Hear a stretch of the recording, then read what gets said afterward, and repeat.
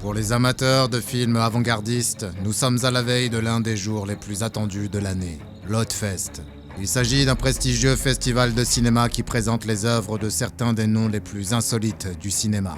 Ce festival, qui fête ses 40 ans, a présenté des films d'artistes et de cinéastes légendaires tels que David Cronenberg, Frank Henenlotter, Sion Sono, Julia Ducournau, David Lynch, Panos Cosmatos, les sœurs Soska, Flying Lotus et Lars von Trier, dans leurs périodes les plus excentriques, ainsi que de nombreux autres réalisateurs si bizarres et si méconnus que le commun des mortels n'en a jamais entendu parler. En revanche, pour les spectateurs de l'Oddfest, ce sont des dieux vivants. Bien évidemment, un événement excitant pour une personne est un cauchemar logistique et stressant pour une autre personne. Et en l'occurrence, la responsabilité de tout cela incombe à la personne en charge de la programmation. Le responsable de la programmation du festival doit veiller à ce que tout se passe au mieux. Il souhaite ardemment que ce film soit présenté à un public qui saura les apprécier. Mais cela ne simplifie pas les choses. C'est un travail relativement ingrat, mais il faut bien que quelqu'un le fasse. La personne en charge de la programmation travaille jusque tard dans la nuit, au Carolina Theatre, le célèbre cinéma de Durham, en Caroline du Nord, qui accueille l'Oddfest cette année. Il a passé la majeure partie de la soirée à discuter de diverses éventualités avec le directeur du cinéma, puis à faire les dernières vérifications concernant la programmation et les autorisations. Bref, tout le travail de fond et invisible qui permet à l'Oddfest d'être un événement sans danger, amusant et surtout légal. En effet, les studios de cinéma sont souvent très pointilleux en matière de propriété intellectuelle, et projeter un film sans avoir obtenu les autorisations nécessaires peut se révéler catastrophique pour toutes les personnes impliquées. Ce malheureux responsable de la programmation est loin de se douter qu'un autre genre de catastrophe est sur le point de se produire. Un désastre que même quelqu'un possédant son expérience n'aurait jamais pu anticiper. Il est presque 2h du matin lorsqu'on frappe à la porte de son bureau provisoire. Cela le fait légèrement sursauter. N'était-il pas le seul à être encore dans le bâtiment ? Peut-être que quelqu'un est revenu. Quoi qu'il en soit, après un moment d'hésitation, il lance un « Oui, entrez !» La porte s'ouvre lentement en grinçant et une étrange personne se glisse dans l'entrebâillement. C'est un homme trapu, portant un costume, aux cheveux plaqués en arrière, grâce à une quantité généreuse d'huile très odorante.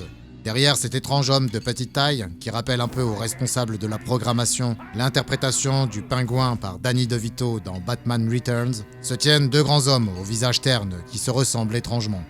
Des jumeaux, peut-être. Le responsable de la programmation cligne des yeux, comme pour s'assurer qu'il n'est pas en train de rêver, car les événements prennent une tournure lynchienne. L'homme de petite taille et les deux autres grands hommes entrent dans la pièce et prennent place en toute décontraction, en face du responsable de la programmation.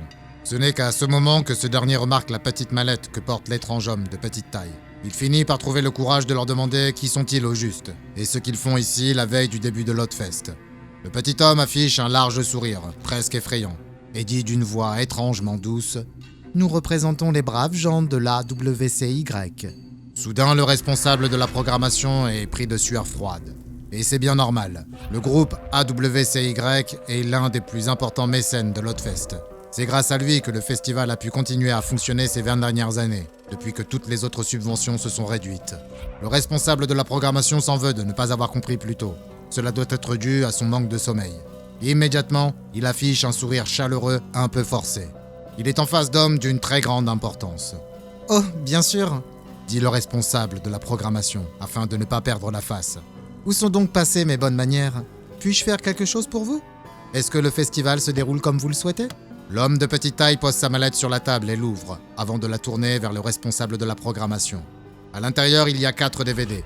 Le responsable de la programmation a subitement l'impression d'être impliqué dans une affaire louche et illicite. « Ces 4 courts-métrages, dit l'homme de petite taille, j'aimerais que vous les passiez avant 4 de vos films les plus populaires demain. Chacun d'eux est une œuvre d'une valeur artistique exceptionnelle. Nous vous garantissons que si vous faites cela, l'Oddfest recevra un financement nettement plus important dans les années à venir. Les ordres viennent d'en haut. » Il s'agit là d'une offre que le responsable de la programmation ne peut pas vraiment refuser. Le jour suivant, le festival débute. Des milliers de passionnés de cinéma loufoque affluent des 4 coins du pays, et d'ailleurs, tous impatients de voir des films qui stimulent l'esprit.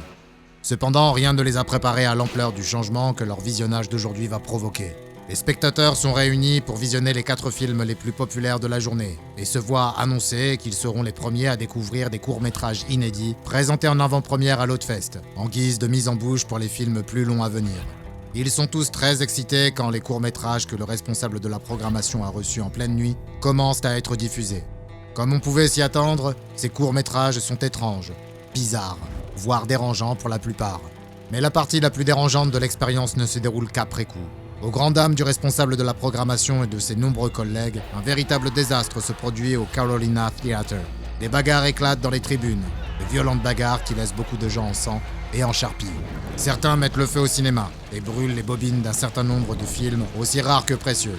D'autres ne font que regarder et rire. Ils semblent amusés par le carnage qui se déroule sous leurs yeux. D'autres sont quasiment en état de choc. Ils se balancent sur le sol. Ils paraissent troublés et angoissés par tout ce qui les entoure. Puis, et c'est sans doute la chose la plus surprenante de toutes, un groupe important de personnes provenant de la 4e salle se précipite frénétiquement dans les toilettes, où ils se mettent à boire l'eau des toilettes. Le plaisir qu'ils éprouvent se traduit sur leur visage. C'est un spectacle aussi effroyable qu'on le croirait sorti d'un des films les plus glauques du festival.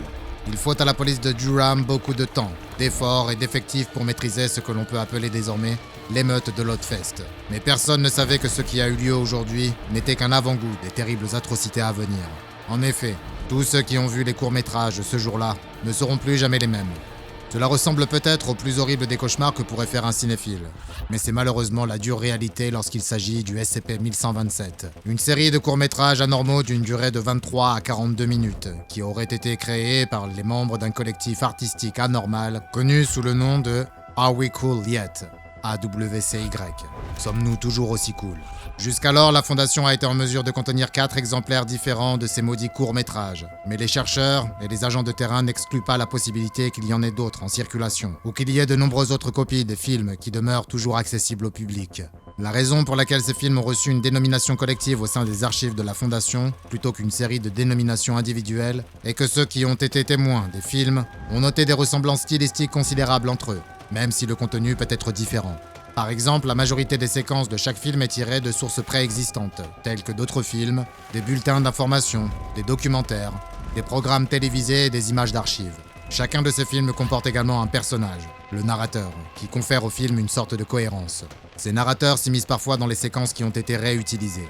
Le visionnage de ces films entraîne des modifications irréversibles de la personnalité et de l'humeur du spectateur, et la Fondation n'a actuellement trouvé aucun moyen de les traiter avec succès. Même les traitements amnésiques qui effacent le souvenir du visionnage des films ne modifient en rien les effets provoqués par ces derniers. Avant d'entrer dans les détails troublants de chacun de ces courts-métrages délirants, j'ai tout de même quelques bonnes nouvelles pour les cinéphiles. Premièrement, les effets anormaux ne se déclenchent que si quelqu'un visionne l'un de ces films pendant une durée cumulée de 20 minutes.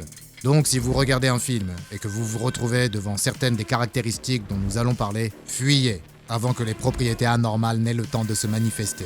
Il n'y a pas non plus d'effets anormaux lorsque l'audio et les images sont pris séparément. Les films doivent être considérés dans leur ensemble pour vous affecter. Ceci nous amène aux films proprement dits, ou du moins à ceux dont nous avons connaissance actuellement. Dénommés SCP-1127-1, SCP-1127-2, SCP-1127-3 et SCP-1127-4. Chacun de ces films présente des effets anormaux qui lui sont propres et qui semblent dépendre du contenu de chacun d'entre eux.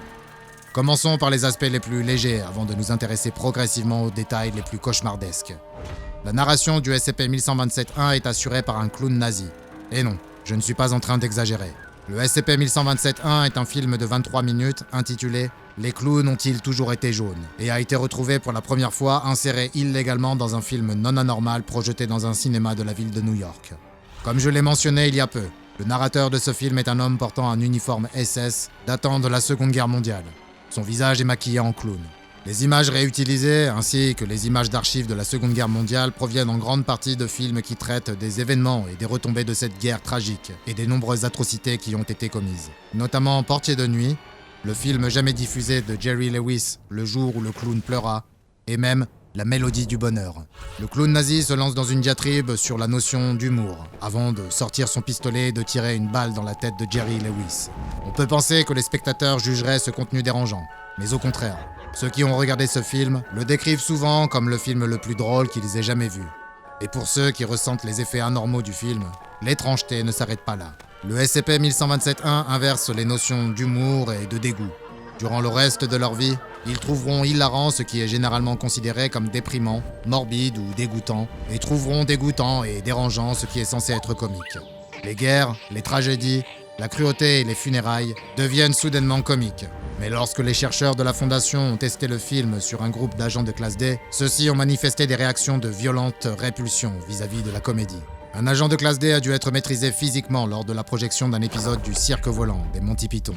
Toutefois, à part quelques réactions étranges en public et des goûts bien particuliers en matière de médias, ce film ne vous rendra pas incapable de vivre normalement en société, après un rapide traitement amnésique administré par la Fondation.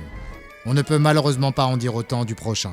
Le SCP-1127-2 est un film de 37 minutes intitulé « Fou, où es-tu ?» et a d'abord été découvert en ligne, où il a réussi à obtenir un nombre de vues à 4 chiffres avant que la Fondation ne le trouve et ne le supprime. Nul ne sait vraiment quelles terribles conséquences il a pu avoir durant ce laps de temps, compte tenu de ses effets anormaux et extrêmement dangereux. Le film mettait en scène une jeune fille de 12 ans, en train de procéder méthodiquement à une opération chirurgicale sur son ours en peluche. Elle portait une robe bleue et un masque noir, comme celui que portent généralement les héros tels que Zorro et Robin, l'acolyte de Batman. Mais le contenu et le dénouement de « Fou, où es-tu » n'ont rien d'héroïque. La fille murmure des choses bizarres, comme « De quoi as-tu peur ? De la violence ? Tu crains que la violence ne soit la réponse ? Ou est-ce la question ? Pose la question qui t'effraie.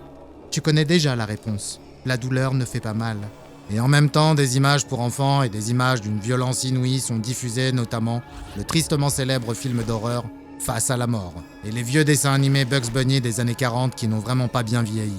On peut croire que le fait de voir ce petit film bizarre risque de perturber fortement ses spectateurs, mais ceux qui le visionnent suffisamment longtemps pour en ressentir l'effet anormal ne signalent aucune réaction particulière à l'égard du film. Ils paraissent indifférents et détachés. Ils conservent ensuite ce sentiment d'apathie générale dans leur quotidien, après avoir vu le film. Ces malheureux cinéphiles perdront peu à peu leur sens de l'empathie et connaîtront une perte totale de leur engagement émotionnel vis-à-vis de leur entourage. Les situations conflictuelles ou dangereuses sont ressenties avec le même désintérêt que celui que l'on peut éprouver face à une tranche de pain un peu trop grillée. Cela signifie indiscutablement que les victimes deviennent indifférentes quant à leur propre sécurité. Mais cela ne s'arrête pas là. Les spectateurs de ce film sont susceptibles de développer des tendances sociopathes et notamment le désir de faire du mal aux autres par pure curiosité. Il nous est impossible de savoir combien de tueurs en série ont initié leur parcours criminel après avoir vu ce court-métrage odieux et s'en être inspirés. En raison de ce bouleversement rapide et dangereux, la Fondation estime que les personnes concernées sont incapables de se réinsérer en toute sécurité dans la société et doivent rester en confinement. Vient ensuite un film moins effrayant mais plus tragique. Il s'agit du SCP-1127-3, un court-métrage de 30 minutes intitulé « Tout vient avec hier ». Ce petit film sournois s'est propagé à l'insu de tous par le biais d'un signal ultra haute fréquence pirate dans une ville côtière du Michigan, ce qui a exposé d'innocents téléspectateurs de la télévision publique à ce satané film pendant 72 heures en boucle. La Fondation SCP n'a jamais réussi à obtenir une quelconque copie physique de ce film, et rien qu'à partir de la diffusion originale enregistrée, la Fondation sait que plusieurs personnes ont été affectées par ces dangereuses propriétés anormales. Le narrateur de ce film est une femme semblant avoir une trentaine d'années, vêtue d'une robe de gala élisabéthaine et portant un masque doré de théâtre en forme de face de rat, apparemment posé en permanence sur son visage. Au lieu de faire des phrases complètes, le discours de ce narrateur est fragmenté de façon étrange, avec une séquence où elle murmure « désirer, aspirer, exiger, conspirer, acquérir, se retirer, expirer, chorale, bûcher, menteur, menteur, menteur. Menteur. » Après quoi, elle continue à répéter simplement le mot menteur pendant plusieurs minutes, pendant que des séquences de plusieurs films célèbres sont diffusées, notamment Robocop, l'épopée biblique Les 10 Commandements, Apocalypse Now de Francis Ford Coppola, Tueur né, Eraserhead et le film L'Armée des Morts de George Romero. Avec une mise en scène aussi étrange et aussi éclectique, vous vous demandez probablement ce qu'il advient après avoir visionné cet étrange court-métrage. Pour faire simple, il provoque un état de technophobie incapacitante. Vous vous transformez en quelqu'un de perpétuellement anxieux et terrifié par tout ce qui est considéré comme vaguement technologique. Et ceci dans le sens le plus large du terme. Tout ce qui est fabriqué par des moyens mécaniques, des meubles aux vêtements, devient terrifiant pour les malheureux spectateurs de Tout vient avec hier. En raison de l'ampleur de la phobie induite, les personnes contaminées par ce film sont incapables de se réinsérer dans la société et doivent recevoir des amnésiques de classe A avant d'être internées pour toujours. Et enfin, le film que nous vous laisserons surtout imaginer, afin de préserver votre santé mentale, le SCP-1127-4. Il s'agit d'un film de 42 minutes au titre alarmiste. Pourquoi pleurez-vous ? Plus de 300 copies DVD de ce film ont été glissées entre les pages de romans libertins dans un certain nombre de librairies canadiennes en prétendant qu'il s'agissait d'un bonus fourni avec le livre. Et ceux qui se sont montrés assez curieux pour le regarder ont vu leur vie changer à jamais, mais pas en bien. Le narrateur de ce film est un homme dont le visage est masqué par un masque de cuir lui conférant un air menaçant. Il prononce un soliloque sur le thème de l'amour et de la séduction, sur des séquences provenant de divers films underground, choquants ou abstraits, et de grands classiques du cinéma, tels que Cream Master 3, The Rocky Horror Picture Show et le dernier film tristement célèbre du regretté cinéaste italien Pier Paolo Pasolini, Salo, de 1975. Quiconque regarde ce film suffisamment longtemps est susceptible de développer des idées très originales sur la notion de séduction, idées que la plupart d'entre nous pourraient considérer comme quelque peu étranges ou préoccupantes. Je pense qu'il est préférable d'en rester là. Je me contenterai de dire que de nombreuses personnes affectées par « Pourquoi pleurez-vous ?», sont dans l'incapacité de réintégrer la société après avoir vu le film et doivent rester en isolement. Tous les exemplaires de ces films maudits retrouvés dans la nature relèvent de la compétence de la Force opérationnelle mobile MU-53, également connue sous le nom de Herbert Stump, en référence au célèbre critique de cinéma Roger Ebert. Les copies physiques doivent être saisies et stockées, et les copies numériques doivent être contenues et hautement cryptées par mesure de sécurité. Les exemplaires de SCP-1127 doivent être conservés dans la pièce sécurisée d'un site tenu secret, et ne peuvent en être sortis pour analyse qu'avec l'accord préalable du directeur du site. Seuls les agents de classe D sont autorisés à visionner les films pendant toute leur durée. Le personnel de la Fondation, qui au cours des tests est exposé à un cumul de 15 minutes de l'un des films, doit être réaffecté sur un autre projet par mesure de sécurité. Les personnes qui ont vu les films doivent se soumettre à une évaluation psychologique complète effectuée par des psychologues et des psychiatres de la Fondation afin de déterminer l'ampleur des effets sur eux et de décider du traitement approprié le cas échéant. Heureusement, en raison de la nature inerte de cette anomalie, elle est toujours classée comme sûre, mais tous ceux qui détiennent des copies des films peuvent, à tout moment, causer de terribles ravages en exposant des personnes non averties à ces films. Par conséquent, si des individus louches vous invitent à une projection de films privés dans leur sous-sol, il vaut sans doute mieux refuser. Ces films sont en effet loin de figurer dans le catalogue de Criterion. Le cinéma peut se révéler être une expérience marquante. Qui n'a pas déjà vu un film ayant complètement bouleversé sa vision des choses ? Si vous prévoyez de regarder quelques courts-métrages ce week-end, demandez-vous à quel point vous voulez être bouleversé, à quel point vous voulez être transformé. À présent, allez consulter une autre rubrique des dossiers du Dr Bob, comme le SCP-1432, DVD de poupée, pour découvrir un autre type de divertissement anormal qui changera à jamais votre vie en pire. Et n'oubliez pas de vous abonner et d'activer les notifications afin de ne pas manquer une seule anomalie, car nous poussons toujours plus loin nos investigations dans les archives classifiées de la Fondation SCP.